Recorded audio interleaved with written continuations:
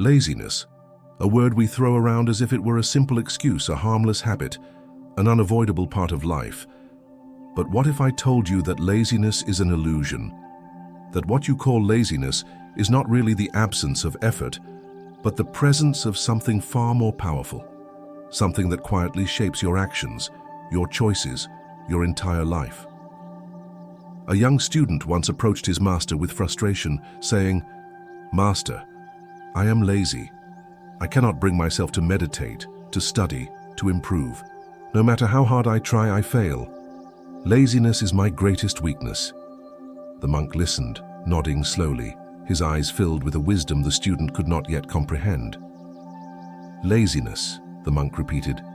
"Tell me, do you ever miss a meal because you feel lazy?" The student shook his head. "No, master, of course not." "Do you ever forget to sleep, to breathe, to drink water simply because you are lazy?" Again the student laughed nervously. "No, those things happen naturally." The monk smiled. "Then you are not lazy. You are simply unmotivated." The student was stunned. He had never thought of it this way before. All his life he believed he was cursed with laziness, doomed to struggle against a force he could not control.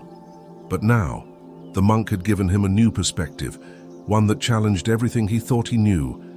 The monk continued, "Laziness does not exist. It is only a symptom of something deeper. What you truly lack is not energy, but purpose. The things you avoid are the things you do not value enough.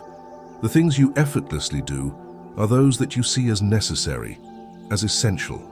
The question is not how to overcome laziness, but how to find a reason to act." The student frowned. "But master, what if I do not feel motivated? What if I cannot find a purpose strong enough to push me forward?" The monk closed his eyes for a moment, as if reaching into the depths of his own experience, before replying, "Do not wait for motivation.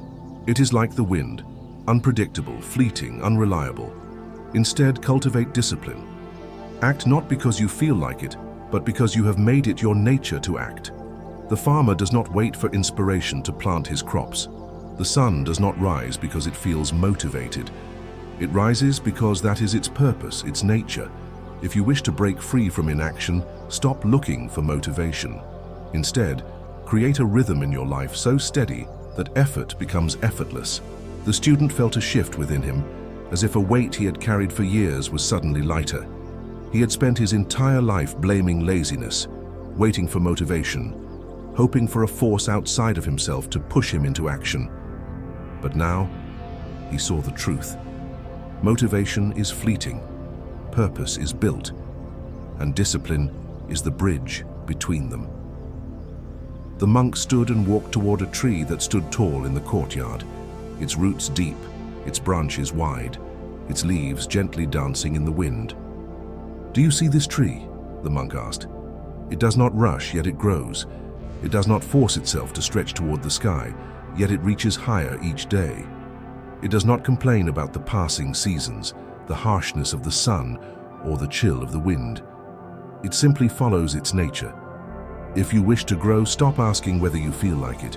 Instead, ask yourself whether this action aligns with who you wish to become." The student finally understood. He had been asking the wrong question all along. He had been searching for a way to feel motivated, when he should have been asking, "What kind of person do I want to be?" And the answer to that question would determine his actions, his habits, his entire path. The next day, the student woke up before the sun had risen, sat in meditation, and began his studies. Not because he suddenly felt motivated, but because he had chosen to act, to build discipline, to shape his life rather than let it be shaped by fleeting emotions. And in that moment, he was no longer lazy, because he had never truly been lazy to begin with. Now I ask you, how often do you tell yourself that you are lazy?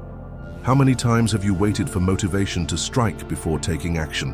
What if, instead of waiting, you simply acted? What if, instead of asking whether you feel like doing something, you asked whether it aligns with the life you wish to build? Because in the end, laziness is nothing more than a lack of purpose, and purpose is something you create, not something you wait for. If this story resonated with you, let me know in the comments below. What is one thing you will stop postponing today? And if you found value in this lesson, don't forget to like, subscribe, and turn on notifications for more wisdom from Tradição Zen.